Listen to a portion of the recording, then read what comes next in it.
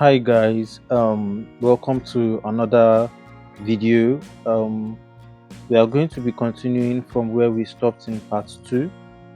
So this is going to be a part 3 of market structure. So today we are going to be talking about internal and external liquidity. We are also going to be talking about fair value gaps. We are also going to be talking about imbalances. So imbalances, internal, external liquidity, and fair value gaps. So, but in our second class, in our previous class, which is our second class, we spoke about change of character. We spoke about break of structure, and we still went back and reversed um, the basic market structure, which is the uptrend and downtrend, the how it works and everything. So, without wasting of our time, we are going to be diving deep into the internal and external liquidity, external range liquidity and internal range liquidity. So I just brushed over the internal and external range liquidity last week, but last class, but today I'm going to be diving deep into it. So, according to what I said last class, I said that whenever the market creates a higher high, or in terms of a downtrend, whenever the market creates a lower high and creates a lower low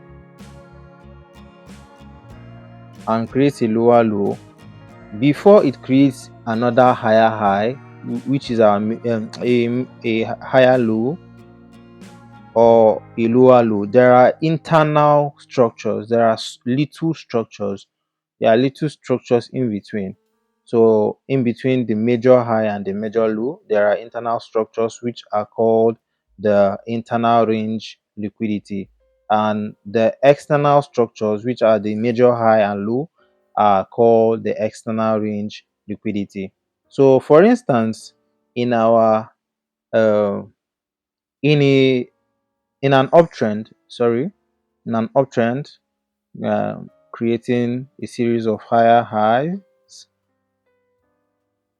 higher lows, higher highs. There are things like this. There are series of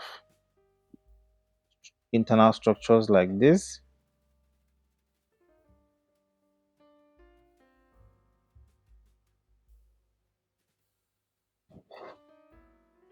So this is the advanced way in which the market moves, because the basic way is just the normal major high and major lows. But to dive deep into advanced market structure, you need to know more about the internal liquidities. So, being uh, being informed about these internal liquidities saves you a lot of stress in identifying the major highs and lows. So when you just know that, okay, this is just an internal liquidity, you won't really make a mistake of marking them.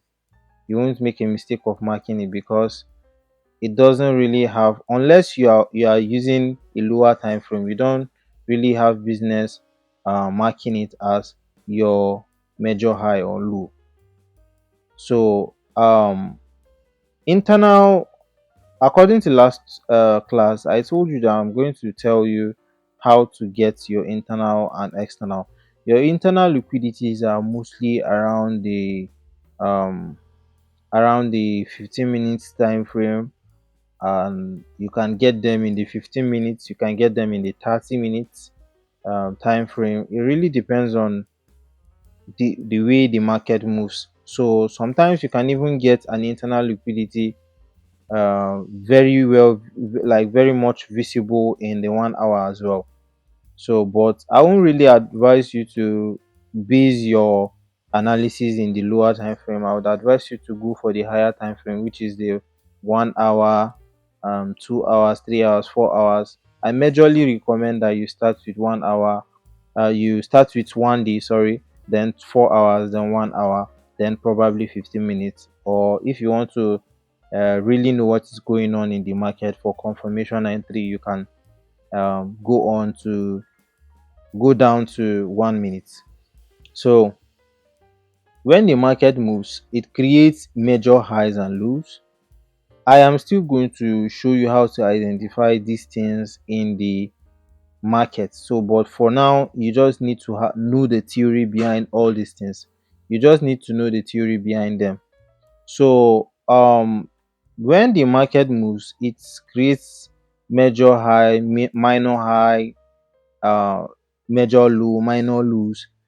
So it's left for you to actually know where to identify it. And I've told you already, going for the higher time frames gives you a leverage. It gives you more advantage to actually know how to locate your break of structure, your valid break of structure in the higher time frame. But if you go to the lower time frame, it's waste your time and you keep on locating the internal structure instead of the external structures. So for you to be able to get an accurate break of structure or market structure as a whole, you need to locate the higher time frames. You need to go to the higher time frames to locate them. So, but there are some features that the lower time frame has. In fact, the higher time frame has that as well, which is the fair value gap and imbalances. According to, for those who have knowledge on candlestick, most of this my tutorial on market structure are not really so beginner, like from scratch beginner tutorial. I need you to actually have an idea um on candlesticks. I need you to have idea on some things before you watch my video. So make sure you have a little knowledge on candlesticks. So according to the way candlesticks are formed, um for example, for example, when candlesticks are formed, like the form like this, there are bearish candlesticks and there are bullish candlesticks. So for instance, this is our candlestick. Let me paint it. Let's paint it a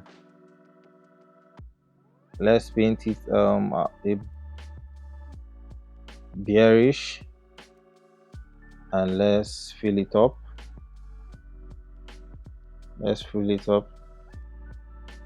So this is our bearish candle, and let's create our bullish, or let's still create our bearish as well. I'm just trying to show you what imbalances or fair value gaps are.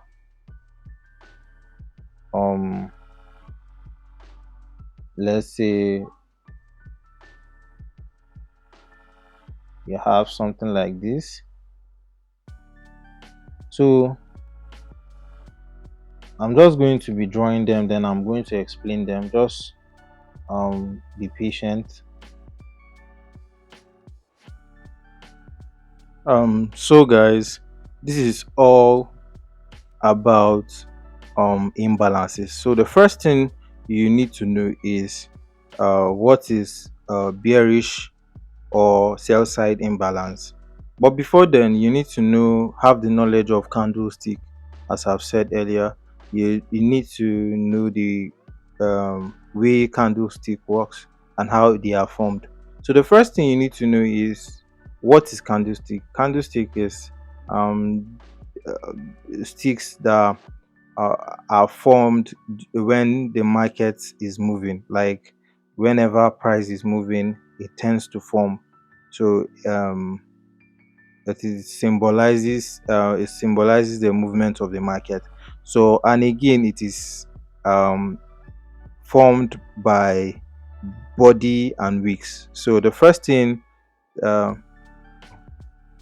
market does is, when it's forming a candle, for instance, it's forming a candle, Begins with the with forming a wick, then forming a body, sorry, forming a body, forming a body. Then after it forms a body, then it closes with a wick. So it opens up with a wick and closes with a wick. It's expected that whenever it, um sorry, whenever the candle, for instance, if it's a bullish candle, it starts, I'm coming, it's if it's a bullish candle, it starts from the below, like from the ground to the up, like it opens below and closes upwards. um but if it's a bearish candle, it's uh opens above and closes below. So this is how the candle works. You can go to your trading view or to MT5 to check and see how it opens and closes. And also, whenever it closes with a wick. So this is what we call the wick, and this is what we call the body. For those that are total beginners and they don't know what it is called, so this is what we call the body and the wick. So the next thing you need to know is, what is bearish sell side imbalance? What is bearish or sell side imbalance? So sell side imbalance is when the um, market tends to be fast, and when the movement of the market and the candlestick tends to be fast, and it creates a gap or an inefficiency. It tends to create a gap like this, or an inefficiency when it's going downwards. So as I said in the first class, when I say bearish, or when I mean bearish, it means the price is going down, and when I mean bullish, it means the price is going upwards. So just in case you haven't um watched the first video or the part one, you need to go back and watch the part one. So when price is going upwards, when price is going upwards like this, higher highs, higher lows, higher highs, higher lows, we call it bullish. It's going bullish. Then when price is going downwards, lower highs, lower lows, lower highs, lower lows, lower highs, lower lows, is what we call bearish. So let's just keep that in mind. And most times, these bullish or bearish scenarios are represented with red and green, but it can be changed. So it's not like a constant. So it can be changed. To me, I feel like turning if I feel like turning my bearish candle to a black color, then it's fine. As far as you can identify and know when the market is going down, and know the color, that yes, this is the color when it's going down and this is the color when it's going up, it's fine. So when price tends to create a gap like this, we call it an inefficiency or imbalance, and we expect price to still come back to this place to fill it up, either with a bullish candle like this to fill up the gap, or maybe a bearish candle. It really depends on which one, but like is expected price comes back to this space to fill it up. Yes. So um same thing goes to our bullish same thing goes to our bullish buy side imbalance. When the price leaves a gap or inefficiency over here, is expected that whenever uh is is expected that price should come back and fill up this gap, because it is an efficiency, it is an imbalance in price. it needs to still come back and fill up this place before going to wherever direction it goes. But sometimes price doesn't instantly fill up this place. It takes quite a lot of time. Sometimes it even goes down or goes upwards to wherever it is going before it comes back, probably after a week or two, to fill up this imbalance.